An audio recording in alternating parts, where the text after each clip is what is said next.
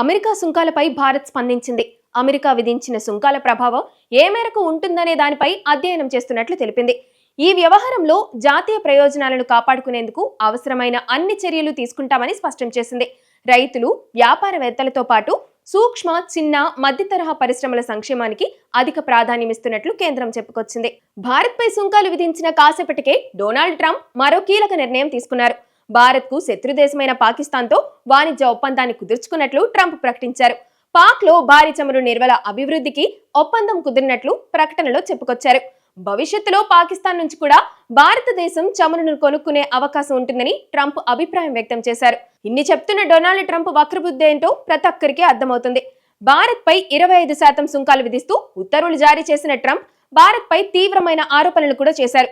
Russia నుంచి భారత్ భారీగా ఆయుధాలు కొనుగోలు చేసిందని ఆరోపించారు. ఇరాన్ చమురు ఉత్పత్తులను భారత కంపెనీలు మార్కెటింగ్ చేస్తున్నాయని ఆయన తెలిపారు.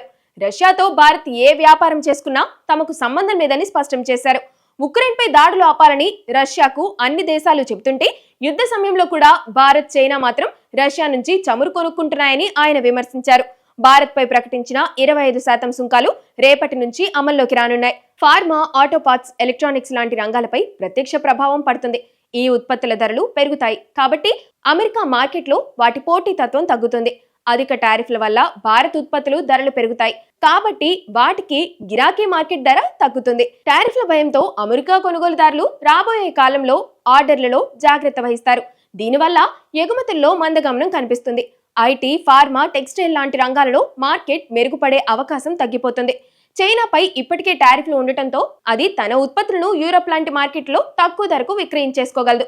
కానీ దీనివల్ల భారత్ అక్కడ పోటీ పడటం కష్టమైపోతుంది. సో ఎట్లా చూసుకున్నా ట్రంప్ భారత్ పై భారీ సుంకాలు విధించారన్నట్లయితే అర్థమైపోతుంది.